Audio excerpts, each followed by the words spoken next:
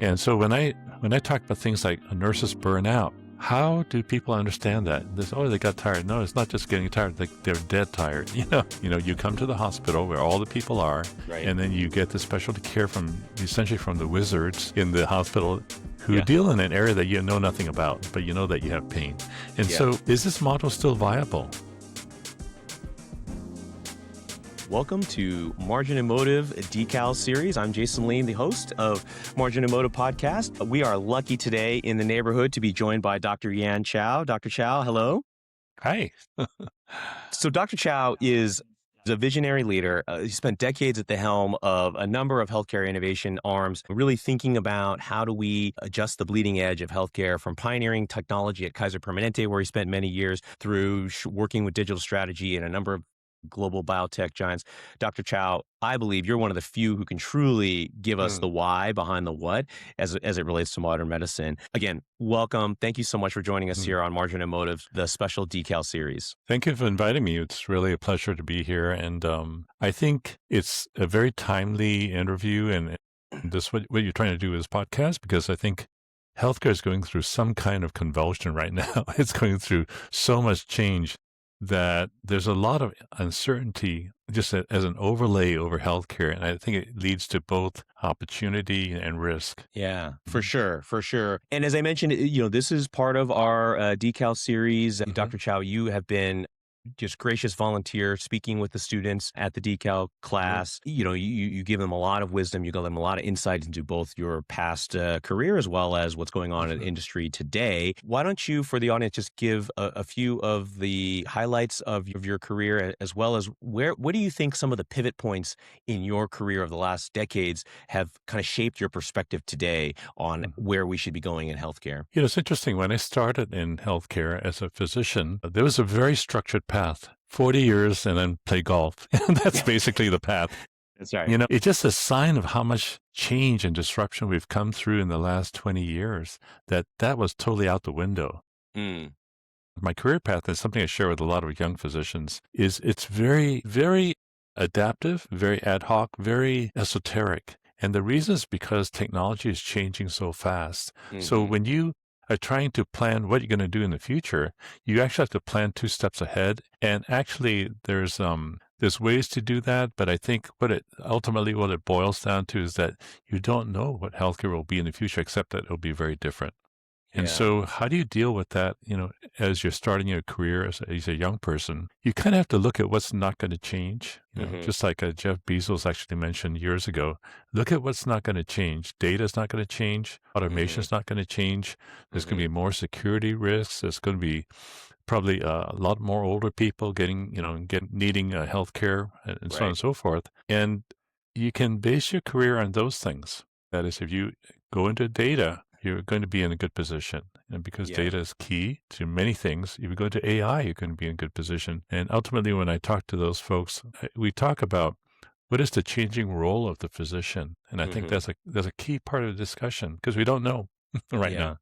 Well, and I agree. I completely agree with that. And having spoken to many of the students myself, and thinking about my early part of my career, I had visions of perhaps becoming a physician and trying to take up the stethoscope and really care for folks. The way that when I talk with doctors day in and day out and leaders of medical groups, just the daily provision of care, whether it's clinical visits or procedures or just the cognitive evaluation of some of the disease states and whatnot, that is so vastly different. And I think the core of that, the do no harm, the how do we heal people, is the constant, but all of the stuff around it is the changing. And can we get faster at this? And can we use different resources or medications or whatnot to arrive at that central and for 30 endpoint? years, one of the few principles we always live by was patient first, or patient-centered care. We always talked about that. And the reason is because every high-level data strategy for us today is ultimately a proxy for, in my case, for a child's recovery.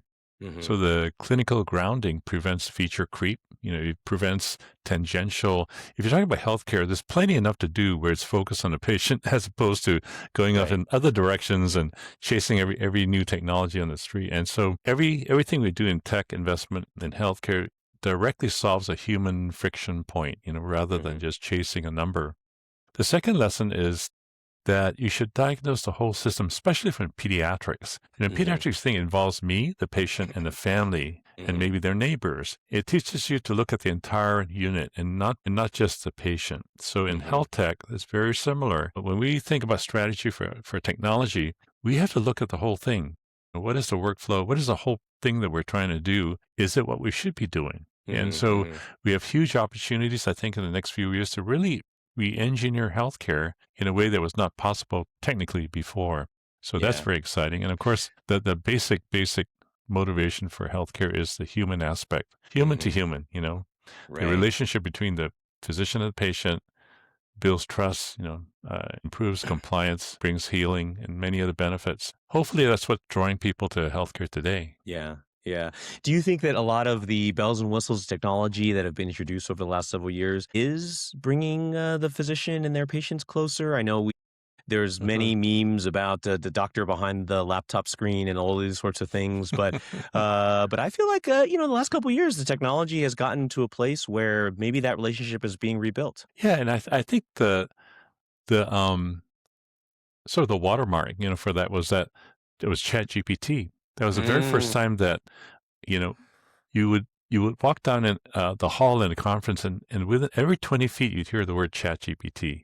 And it was the first time that I've ever seen physicians be that excited about a technology as opposed to, let's say, the EHR, the electronic health record, which was brought in for and many other reasons, not for the physician per se, but this idea of ChatGPT, and now Gen AI has made possible ambient scribing, ambient clinical intelligence, where you walk into a room and it's just like the old days, before the old days where you just shook hands with the patient, asked them how they were doing, question them about their symptoms, examine them, sort of discuss with them what was going on, and then you thank them and you walked out of the room, and now it's possible because we have a microphone in the room that can produce that structured output that's necessary for billing, for many other things, without having the physician sit there. And I remember colleagues of mine, I did the same thing. You walk in an exam, you're sitting at the computer, which is on the wall, and you're doing this 180-degree turn all the time, to the computer, to the patient. And actually, it's funny. One of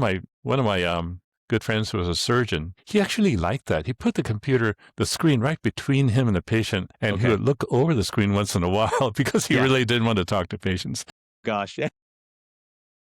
So there's all kinds of people. But I think having the ability to walk in, and really when you walk in and you don't have to focus on the computer, you can relate directly with the patient, and that they know that, they sense that you have more face-to-face time, and because of that they trust you better and they reveal more. And I think that's going to be very good in the future. If we add a camera to that, in the future when people can opt into it, the camera can watch for other kinds of multimodal input, like the patient position, how fast they're talking, are they active or not, are they slouching when they're sitting, things like that. And if you can put that in, sounds maybe like one day, I'm not promising, but one sounds day. Like Mary Poppins.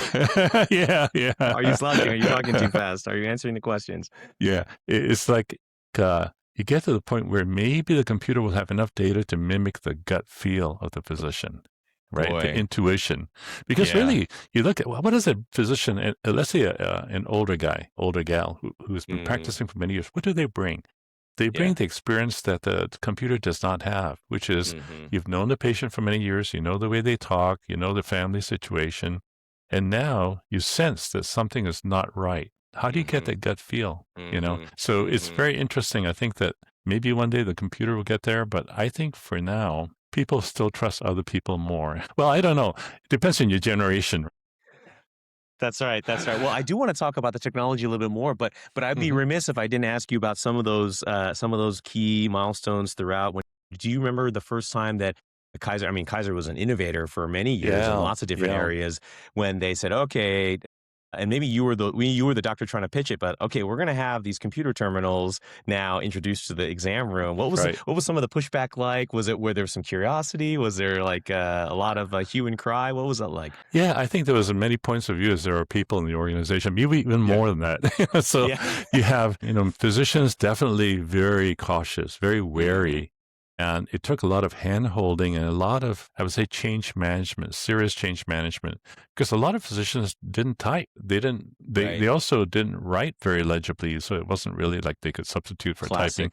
Yeah. So you have to make accommodations for them. There were a Hmm. lot of physicians. In fact, when our EHR vendor came in, they told us that when we install an EHR, 15% of your physicians will retire early, and that's exactly Mm. what happened. Because of So it's that, because of the just nudge change them to out the door. EHR, yeah, Ah, people did okay. not want to deal with that artificial intrusion into their care, into care Hmm. modes. Nurses pushed back because they thought it was just more work, and it is more work.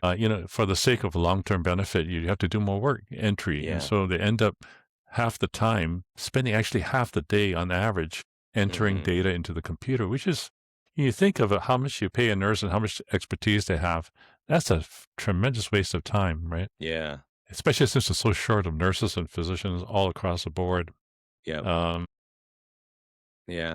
Well, and I think, like you said, we saw that initially. mhm, There's the shock of, you're changing my workflow so significantly. mhm, I don't need to deal with this, and I'm not going to deal with this, and so I'll retire. Or if I can't retire, if I'm, financially not in a position that I can do that, mhm, then I'm going to just be crabby about it and kind of push mhm, back. And obviously, mhm. it became a reality for everyone, right? Now, I Yeah, mean, yeah, 99% adoption of EHR, unless you're in a real deep rural place or you're just an yeah. ancient clinic. And so we're starting to evolve into a place where Mhm, everybody has access to it, and so they're using it to some degree. And then so mhm, now, how we have so much information, how do we use that information? And we're going to get into a little bit later in the discussion about how organizations using AI to try to push mhm, either workflow or clinical decision making and whatnot. But before we get there, I wanted to ask you a little bit about. As we think about the class too, mm, as you're sharing with some of the students in the decal class, and any grad, MPH, MHA grad student out there that might be listening to the mhm, podcast and thinking about, boy, what are some of the key takeaways that somebody like Dr. Chow has shared with some of the students in the decal class? What journey do you take them on during the class, mhm, and what's one or two things that you're like, hey, you got to mhm. take away this nugget from my discussion? I think one of the challenges is that when you talk to a college class or a grad class, Hmm. most of the folks there have very little experience in healthcare, and Hmm. so when you have to present to them, present to the class, you have to start with what is healthcare, healthcare 101, and why there are all these pressures, why healthcare is so complex, why the interdependencies, why the difficulties in seemingly simple things, and Hmm. I think that that actually is quite a challenge. So if Yeah. they can get past that, then we can talk about technology, a small sliver of that. And so Yeah. I think it's interesting. I think time will help. If they're really looking, if you're really a career in healthcare, which is probably one of the most noble professions you can do, and Hmm. you go into healthcare, it'll take you probably 3 to 5 years before you understand why there's Hmm. so much challenge in healthcare. And so that's where then when I talk about AI, when I talk about regulation, governance, why that makes sense, Hmm. a real sense, real experiential sense. Hmm. And so when I talk about things like nurses burn out, how do people understand that? This, oh, they got tired. No, it's not just getting tired. They're dead tired, Hmm. And so, Hmm. and you put yourself in the position, what do people do when they're burned out and where they're burned? Well, nurses move to contract labor. They do Hmm. traveling nurse. The physicians retire early or they work somewhere else where it's less stressful. And so Hmm.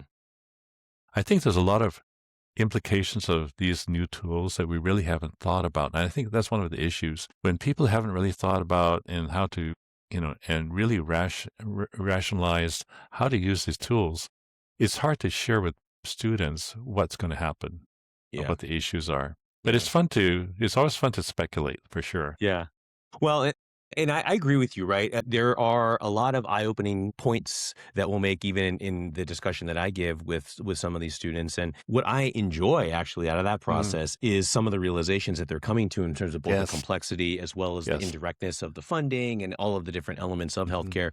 And the part that I'm encouraged, from a glass half full perspective about when I Hmm. talk with those folks is just the optimism that they have about the Hmm. industry and about the way the change could be had within the industry, and just some of the innovative things that they come up with, even in the short, one semester that Hmm. we're with some of those students Right. and talking with some of those folks with the creativity that they have and how they're applying some other apps and experiences and workflows that they Hmm. they see in their life to some of the healthcare things that we're Mhm. teaching them and we're discussing with them. That to me is like part of the energizing part of Oh, being in yeah. that classroom for Yeah. sure. Yeah.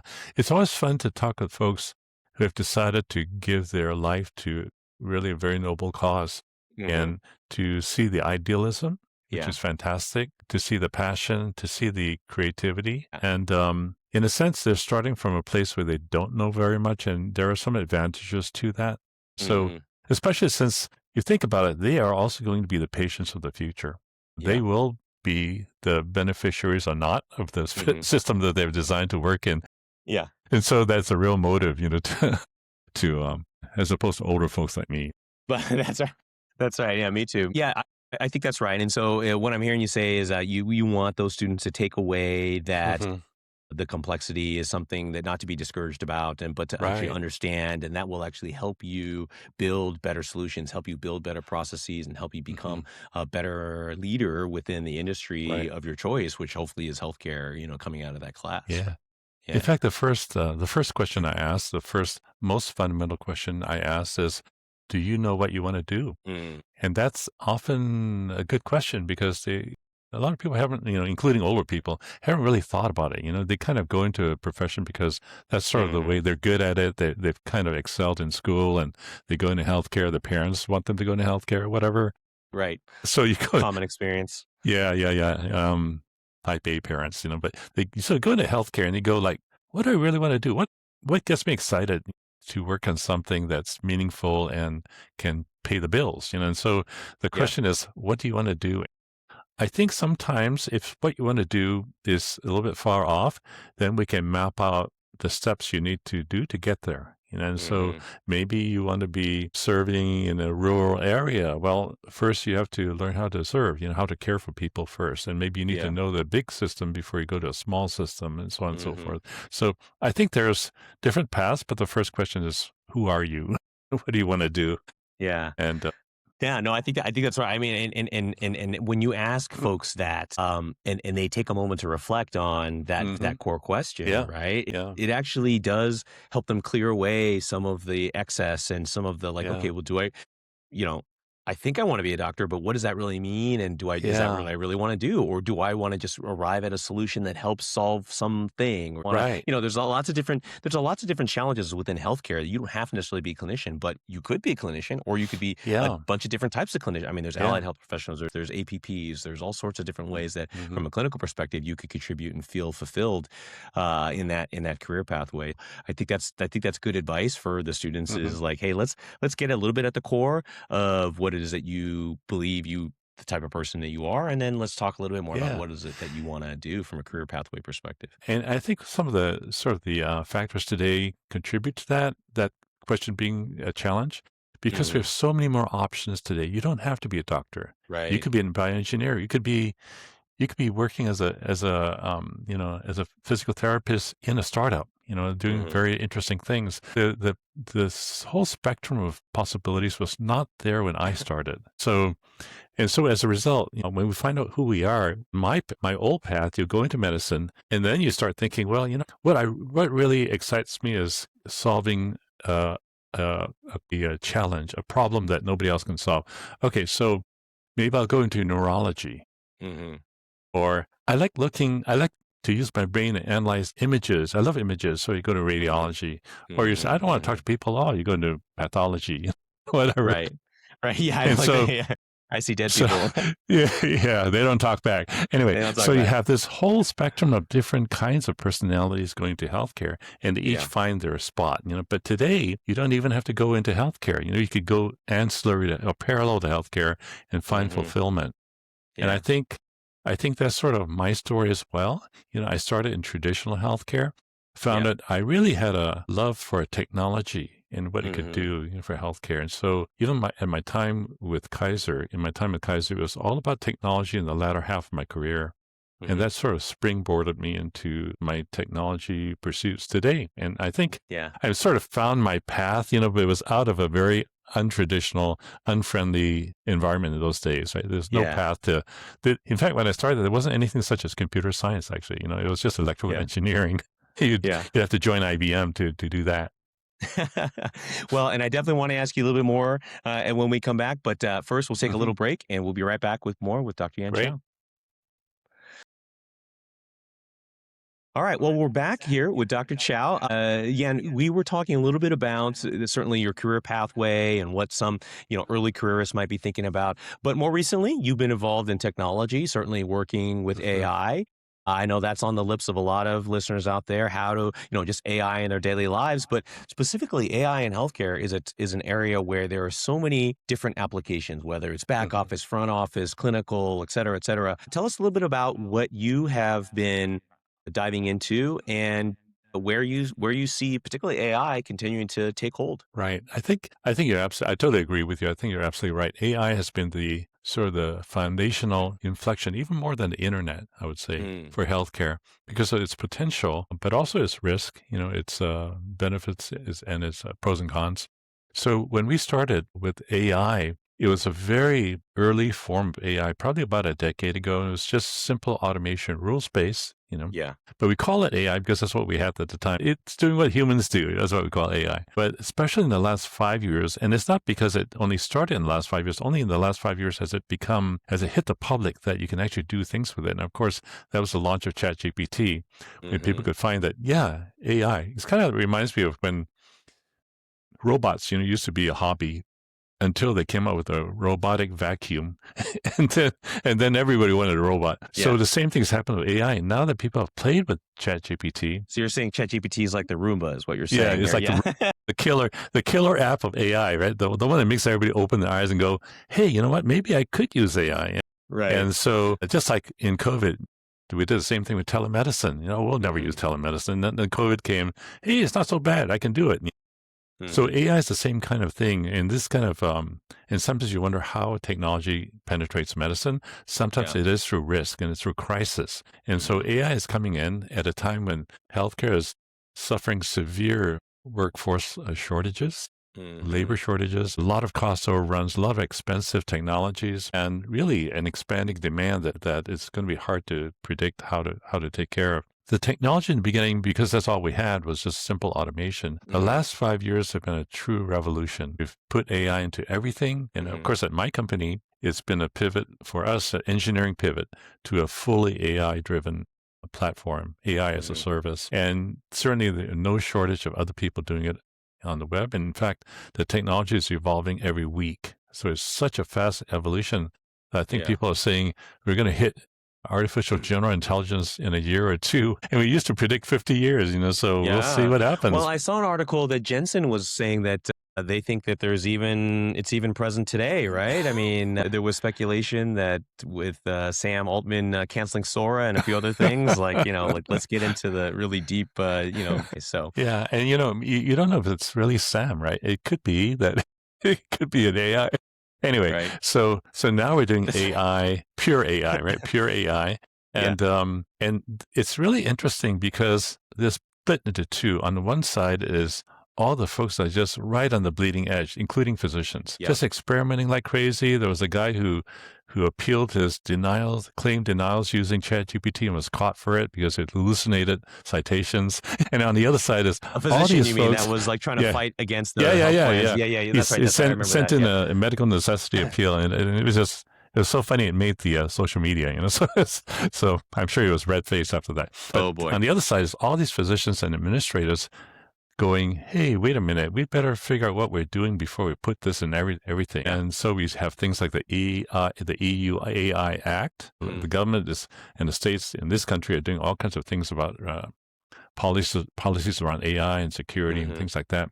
As usual, technology is running way ahead of legal and regulatory. And in fact, one of my theories is that because the technology is running so fast that the only way to keep up is to use the same technology. That is, we have to use AI to monitor AI, Mm, especially since the latest things are these AI agents that are sort of autonomous or semi-autonomous.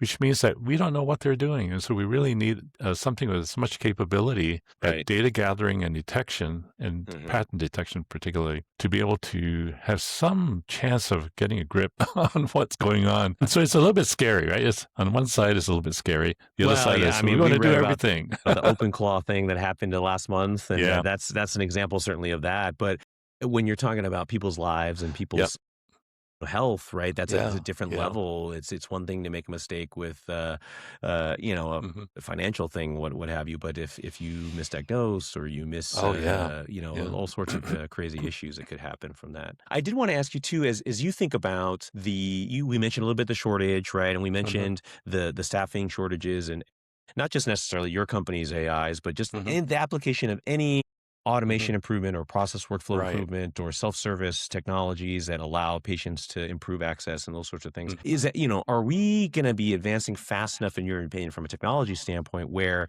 we will just be making up for the gigantic deficit that we have in nurses and doctors and APPs and even frontline staff? I mean, my understanding is even MAs is a little bit on the short and from what most systems would like to have? Or will we actually get ahead of it a little bit, where we can get to a little bit more of a rational place from a workload standpoint? Right. I think that's a very fundamental question, and it's a really good question, because if you think about it, the healthcare business model, the healthcare model that we run today, is actually a 19th century model. Mm, You know, you come to the hospital where all the people are, right. and then you get the specialty care from essentially from the wizards in the hospital who Yeah. deal in an area that you know nothing about, but you know that you have pain. And Yeah. so is this model still viable? And so we're talking about, healthcare with all the new technology, the AI, the telemedicine, the virtual care, the medical care at home, medical home, things like that. Is it Right. really a viable model? And I have to say that where I used to work, which is Kaiser, they were quite far thinking, in terms of you have the hospitals just for the sickest patients, and then you disperse everything else, distribute everything else as remotely as you can. Yeah. And can you run a model like that, or is that actually the best model or not? So I Hmm. think the re-engineering piece, and maybe one day we'll use AI to help us figure it out, is to figure out where do we use resources that are limited, and how do we just maximize the productivity of the people we have and Right. the AI agents that we have? Because the people we have will start to have to manage agents, and that's a different skill set. That's a managerial skill set instead of doing things themselves. So Hmm. I think there's a lot of implications for healthcare that we don't realize yet. But Hmm. I think the opportunity is huge for us to Yeah. really step back and, say, what do we want for ourselves as society? What do we want to achieve? And what are the benchmarks that we need to meet? Yeah. You know, this is a little bit of a cynical question, as I listened to your answer, and I, talked to lots of people out there in industry. There are some folks' perspective that some of this technology and some of the AI and whatnot is just Mhm. like a lot of other industries, is just going to be capturing a sliver of the dollars available in healthcare and the value, right? And not really impacting the cost curve, which I know has been significant in the United Mhm. States. I mean, that in terms of both the dollars that we spend in Mhm. total, right, per capita, Mhm. the dollar spend vis-a-vis outcomes, right? There's lots of ad Mhm. nauseum analytics and reports about, like, boy, 37th in the world or 45th in the world or whatever, and all these different Right. metrics, and yet we spend next the number two, right? So, so, how optimistic are you? And maybe this is just a pure opinion question, but how optimistic are you that a lot of the technologies and frankly, a lot of the technology organizations out there are Mhm. going to be helping to just bring down that cost curve and make healthcare Mhm. affordable and more cost effective Mhm. for the breadth of Americans? Or are people just capturing a little sliver and trying to be profitable, and the entirety Mhm. of the cost of all of what we've got these days is just going Mhm. to be where it's at? You know what I mean? Like, Yeah. what's your take on that? And maybe you're more Pollyannish than I am, but what do you think? I think that right now, healthcare is in a crisis fighting mode. Yeah. For very, like you were saying, for very sort of discrete spaces that we apply automation to, for instance, we have seen Hmm. great success. For instance, classic is revenue cycle. Right? Hmm. Revenue cycle is mission critical to every health system that has to be reimbursed by a payer. Hmm. For the revenue cycle, we did a survey actually about 3 years ago. We asked 200 executives, hospital executives across the country, Yeah. about how much can automation produce as far as ROI for Hmm. revenue cycle. And the amazing answer was, they said, and the next survey the year after was even better, that they get $6 back for every dollar they spend on automation. Wow. That's There's nothing else in healthcare that produces that kind of ROI. Right. But that's just in rev cycle. So every dollar they Just spend in in rev cycle, improving their rev cycle. exactly. Yeah, right. Which rev cycle is already short of people, right? And then now they have to deal with things like regulatory mandates that impact them and things like that. So they're already short of people. They are desperate for help, and so automation can be of great benefit in that scenario. But as far as the debate going on today is a little bit different. It's about the impact of AI, which is the intelligence piece, and I think that's going to be. And as you know, you've read the articles, that's going to be very hard to prove unless you're willing to change your perspective on what is ROI. Yeah. And I think one of the issues is that healthcare is actually 12 different sub-industries all intertwined together. Okay. And so it's very hard to change it without an overall change. And so a lot of structure that's staying in place no matter what you do for a while.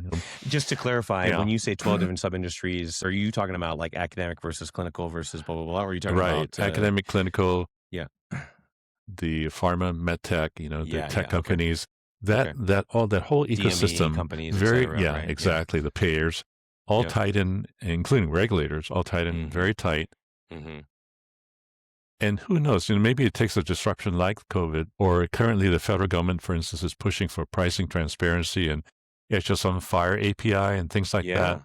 It's going to change the future. It may change the future. In that case, maybe that's the way that healthcare changes, because, for instance, I remember when I was at Kaiser and we looked at so many different startups, one of the issues was connecting to the EHR in Epic, and very difficult to do. At that time, it was not clear that patients had any right to their own information. That was a big debate going on. Well, today, the government has decided and passed rules. And so within a couple of years, they're hoping that there'll be free flow of data, data liquidity between different stakeholders in the system, which would theoretically lead to lower costs, because it's going to be market competition, and to more informed decisions by patients and all kinds of good stuff. Yeah. But this is a model that is not a traditional model. So there are a lot of people that are very wary of releasing information like that, and understandably so, right? Yeah, I mean, you got the patient perspective in terms of releasing the information. Obviously, this is the linchpin of all this is our friends up in Madison agreeing to the release and sharing and some of those things since they dominate the market. Do you think it's going to impact a change? Do you think that, let's say, over the next several years, that all the data that's available is generally available to folks to do broad studies and broad, clinical reviews and whatnot, and that does that bring us to a place of improved efficiency? Because now, if I go see a provider that's in a different state or a different specialty or a different group, then that's not a problem at all. Is there going to be some efficiencies gained from better outcomes because now we know all of the cases instead of just the few that I have available to me as a physician or that might have been published in a paper that some one person wrote? Where are some of the positive little points of light out here, Dr. Chow, that we can look to? I don't know if you've ever moved from one state to another state and you tried to get your information from your previous health system. Yeah. There are a lot of stories about how difficult, I believe a vice president could not get the data for his son's, medical condition from another hospital. Wow. So for sure, patients will benefit, to be able to get that data. But you can also understand the point of view of the health systems. Like, let's say my patient decides to go from my system to the system across the street. Change systems, and under the new information blocking rule, they can actually require all that information to be sent over using HL7. So when you think about that, then all of a sudden the first health system is going to think, gee, you want me to give information about how we treat our patients, our approaches to clinical care to a competitor just because they asked for it on behalf of the patient. And so you kind of think, well, what is it going to do? So the principle now is that instead of competing in healthcare for providers, competing on secret information, secret arrangements, discounts, whatever, you now have to compete on open information. So you have to you have to use that extra information. You have to lead the market in a sense. So I think it could be a different competitive model. It could be better, So that's one thing. The second thing is now we have a lot of data, and data in general allows us to, and using AI on that data, if it's good data, et cetera, really allows us to change our model and understand where we're performing well and where we're not. And so Right. that will ultimately, hopefully, benefit patients as well, because it's not just financial, it's also the quality of care and quality scores and things like that. So I'm Yeah. hopeful, I think that we'll get to a better place, but nobody can see it yet. Yeah, it's hazy. It's a little fuzzy out there with all the different pieces and stuff flying around. For some of the, again, I'm just thinking back to some of the students that we talked to and some of the folks that might be listening out there that are in grad school or whatnot. Is what's a piece of advice that maybe you would give to them in terms of preparing for that future in the next 4, 5, 6, maybe 10 years? Right? Mhm. Are there things that you would recommend or suggestions that you would have for that student? Yeah, I think, as I mentioned, I think the first question is to understand yourself. Right. What do you really want to do? And again, this is always the question when you go into healthcare. It's such a demanding profession, takes so many years, it's so much Hmm. sweat and money and investment. Why are you doing it, right? In the future, the money part of it is not going to be that important because Hmm. things might happen around that with AI and stuff where you're not going to be paid as much. Yeah. So you really have to ask yourself, are you really in it to take care of people, Hmm. to be in that noble profession where they trust you with their lives? There's no other profession where that happens. To have that responsibility, Well, I that think airline authority. pilots might have a. No, I'm kidding. That's true. When I'm in a plane, I think that the pilot is God. But I think for healthcare, if you understand what you want to do you like working with people? Do you like working with technology and so on and so forth? That's the first question. Yeah. And if you're settled on you like that, then I would say go and meet a lot of people in healthcare in that area that Yeah. you understand, that you like to be in. And nowadays with online and stuff, it's actually a little bit easier. You can actually Hmm. socialize, meet people, shake hands, and ask them what they thought about what they're thinking about this whole area that you're interested in. And I Hmm. think that will give you a lot of insights. And then you have to do the preparation. You have to sort of take the small steps, just like technology, you take the small steps towards the direction you want to go.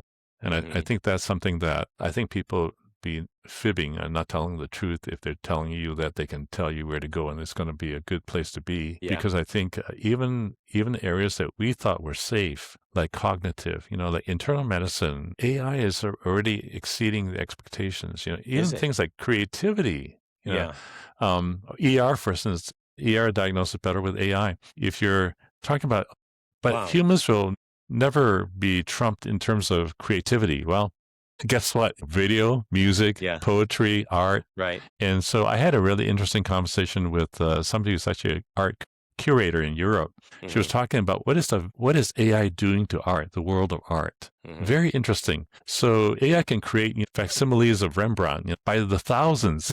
So what's the value of a piece of art? So we're talking about it and we're saying, well, is it the history associated with that art? That experience that was so and so artist did this on his deathbed, or he did it because of a Hmm. mental crisis or whatever.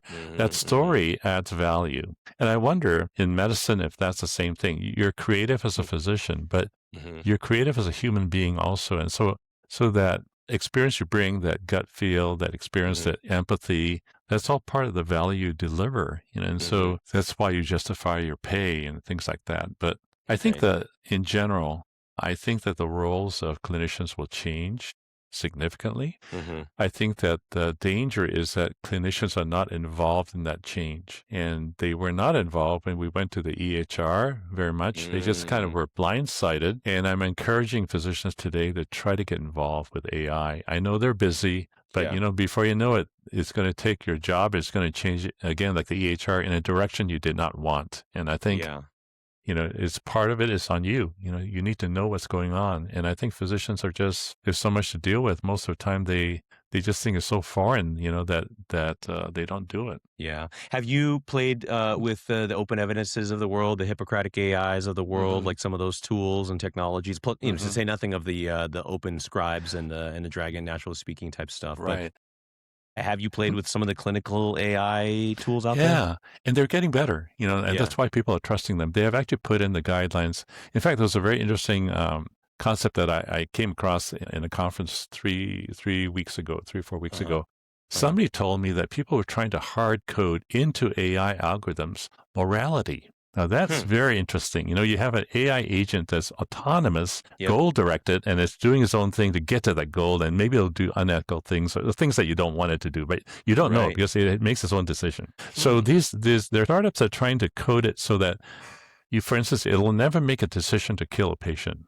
Ever. It's like if you read science fiction from the old days, Isaac Sure. By Asimov Isaac wrote Asimov, right? Rule number the two: three do no laws harm of to the humans. three Right? Yeah. laws Yeah. exactly. Now, Yeah. I guess you could imagine that in a robot, it could be a firmware, but in AI, which is software, how do you do that? Right? I think that's Hmm. fascinating. So we have things that are happening that we don't know actually how to explain it or what's going to be the end result. So we have Hmm. to be able to control it, be able to understand it. So I think I think that's probably one of the leading kind of things that'll be happening is trying Yeah. to govern and try to manage AI through Oof. in a black box, basically. Yeah, I mean that whole discussion about policy and regulation around Hmm. AI, that is, you got to get a lot of brain power Yeah, around that discussion, yeah, and even then, the decisions that will be made, you're going to hmm, run into corner cases that you yeah, could not foresee, and that AI maybe doesn't even have the power to get to today, yeah. right? So, boy, how do you navigate those Well, choppy the thing waters? the thing is like practically speaking, one of my fears, for instance, is that let's say the AI is 98% accurate. Right. And you're a busy physician. So it presents you with a recommended diagnosis and you check it. And you keep Hmm. checking, check, check, Hmm. check. Hmm. Okay, there's two Hmm. things that happen. One is that you're lazy, not lazy. You're just too busy, tired. Yeah. So you don't consider anything else, even though it may be something else, right, in your patient. And the Right. second thing is that you're actually training the AI that it's correct. So the Right. more you give it Yes. data that tells you that it's correct, it's going to keep suggesting it, right? So Reinforce that. Yeah. Right. yeah, Right. Right. so Right. so I think one of the things we should always do, or we should do, I recommend it to anybody who's programming healthcare systems, is to always have the AI provide a differential diagnosis, Hmm. at least three diagnoses with their probability of the likelihood of correctness. Yes, I love That makes that. the physician go, well, number two looks like it might be and I didn't think about that. Maybe Right. that's what's going on. I better Even though get it's this a eight test. percenter, it's still Exactly, possible, right? exactly. Yeah. But again, there's a factor of the gut feel. Where does the physician bring that in? How do they know this patient doesn't quite fit number one? I Yeah. was willing to check it, but now I see number three, and that could be it. So I'm going to get an extra test. Right? Yeah. That's your value as a physician, right? Yeah. That's your No, training.